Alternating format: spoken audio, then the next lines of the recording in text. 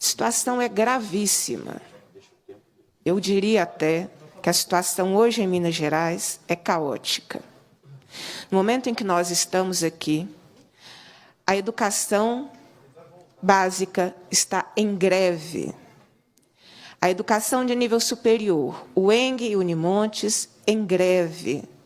Servidores do IPSENG fizeram paralisação e mobilizados.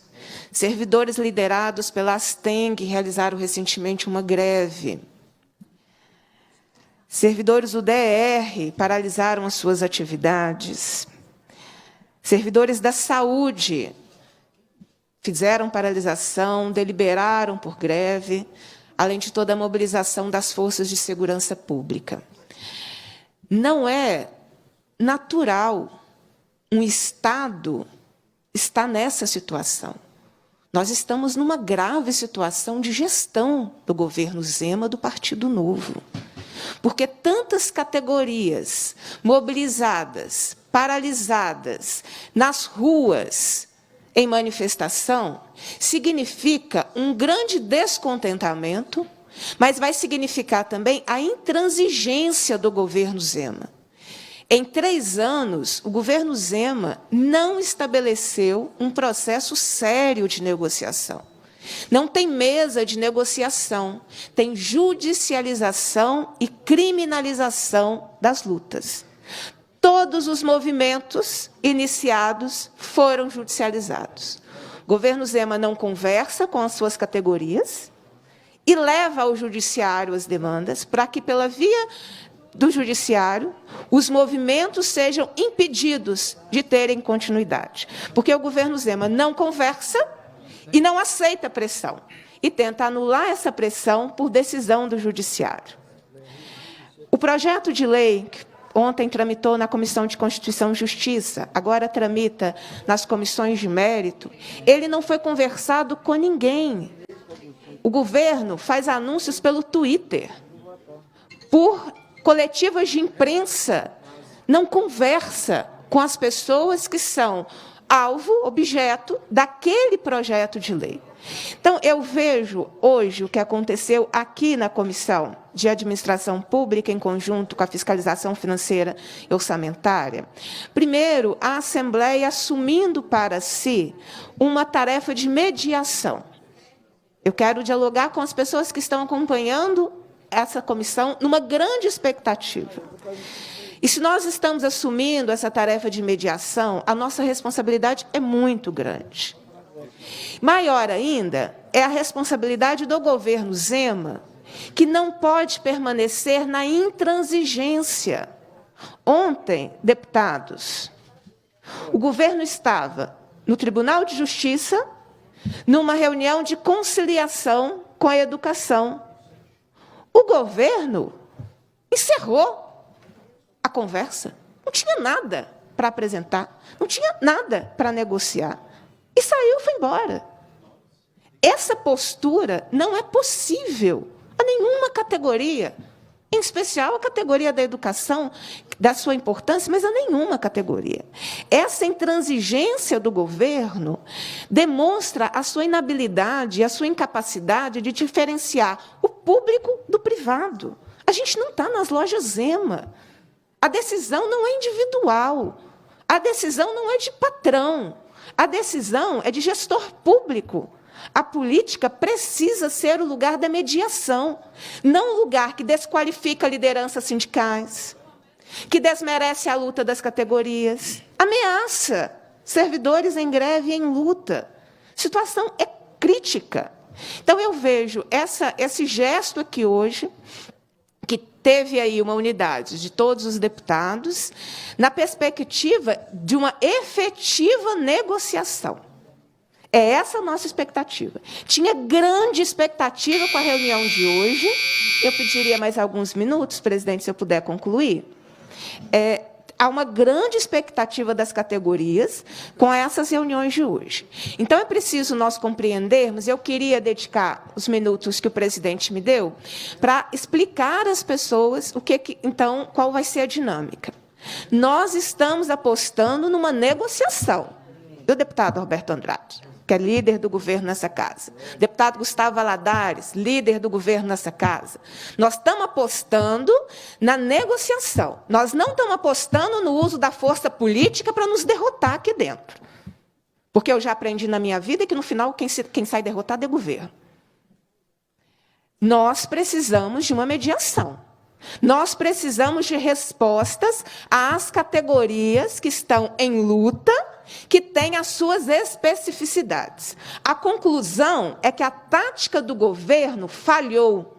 O governo, ao fazer seu anúncio midiático, esperava que, pela revisão geral, ele anulasse todas as lutas. Ele não conhece a realidade dos seus próprios servidores, porque isso não aconteceria. As lutas aumentaram depois do envio do projeto de lei a essa casa. Então, eu quero dizer da nossa expectativa da mediação e de propostas que resultem em respostas concretas à categoria. Foi nessa perspectiva que as emendas que foram apresentadas, não individualmente por mim, porque nós fizemos um processo coletivo, nós as retiramos da votação neste momento, acreditando que esse processo de mediação e negociação serão feitos. Então, eu diria, as categorias que estão em luta, intensifiquem as suas lutas. As que estão em greve, intensifiquem as suas greves. De modo que nós tenhamos a pressão popular, a força coletiva que pressione esta casa e que pressione o governo pelo melhor resultado possível. Acho que é essa a dinâmica que nós esperamos. Vamos apresentar, as emendas foram apresentadas, então os conteúdos são públicos. Não é? A primeira emenda pede a questão óbvia, legal, básica, do reajuste do piso salarial profissional da educação de 2022. A segunda emenda pede o óbvio, básico, a gente luta para cumprir a lei, que é reajuste dos demais anos que estão pendentes do piso salarial profissional nacional. A outra emenda vai pedir o óbvio, que é uma decisão judicial já está homologado, é a incorporação das gratificações para melhorar um pouco a vida dos docentes de nível superior de escolaridade. Isso é bacana. A outra vai trazer a incorporação de gratificações que se relacionam à área da saúde, porque a gratificação, não, desculpa, a ajuda de custo. Porque hoje os vencimentos básicos da turma da saúde, assim como do professor de nível superior, são vencimentos vergonhosos. Tem professor universitário com vencimento básico inferior a salário mínimo. Então, as questões específicas precisam ser analisadas. E a incorporação da ajuda de custo dos servidores do IPSENG, que também é uma demanda necessária. Apresentamos essas emendas. Evidente que nos somamos a outras lutas, porque somos um mandato que faz a defesa dos serviços públicos aqui na Assembleia. E não tem serviço público sem servidor. Então, eu vou finalizar, presidente, fazendo esse alerta de que há uma grande expectativa centrada na Assembleia, porque também é o único lugar que escuta. É um lugar que faz audiência, dirigente sindical está aqui conosco. Então, há uma expectativa de que o processo de negociação, de fato, aconteça, que ninguém seja deixado para trás e que as negociações aconteçam a partir da realidade das categorias, porque a fantasia, o fantástico mundo do Zema, não atende às necessidades reais dos servidores e das servidoras públicas. Então, é essa dinâmica, para aqueles que estão acompanhando aqui os trabalhos da comissão. A expectativa, então, é de que nós apresentemos essas mesmas emendas, ou melhoradas, ou de forma mais conjunta, quando o projeto voltar a ser discutido em segundo turno na Comissão de Fiscalização Financeira e Orçamentária. Então, tem este compromisso da discussão dos conteúdos das emendas, na Comissão Fiscalização Financeira e Orçamentária. Então, eu já quero, presidente, na verdade, explicar a dinâmica, porque as pessoas não são obrigadas a entender o rito da Assembleia Legislativa. Não é?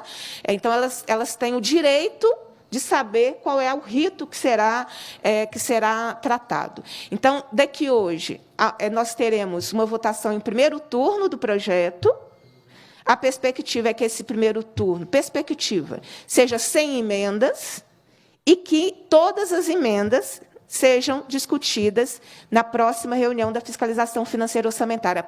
Para que isso? Para que nós tentemos a mediação e a negociação.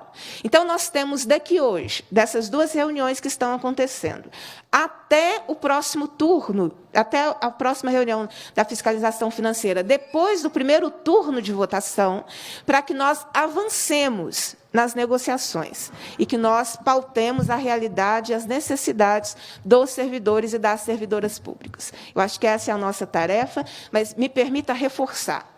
Há uma grande expectativa dos servidores e das servidoras com uma correta atuação da Assembleia Legislativa. E eu já adianto, a intransigência do governo não pode prosperar, porque foi a intransigência do governo que nos levou até aqui, com várias categorias buscando o legislativo para ver recebido em algum lugar as suas demandas e ter a alteração da sua realidade, que é uma realidade cruel, que piorou com a pandemia, que nós esperávamos ter um governo que valorizasse servidor público, porque foi o serviço público que salvou o povo durante essa pandemia. Não foi o que aconteceu por parte do governo Zema. Então, acho que essa é a nossa expectativa, recado está dado, e nós trabalharemos com todo esse conteúdo e nos somando ao conteúdo de outras categorias igualmente importantes para ver esse processo de negociação efetivamente acontecer aqui na tramitação do projeto na Assembleia. Presidente, agradeço o tempo e a possibilidade de trazer a discussão aqui da nossa perspectiva. Obrigada.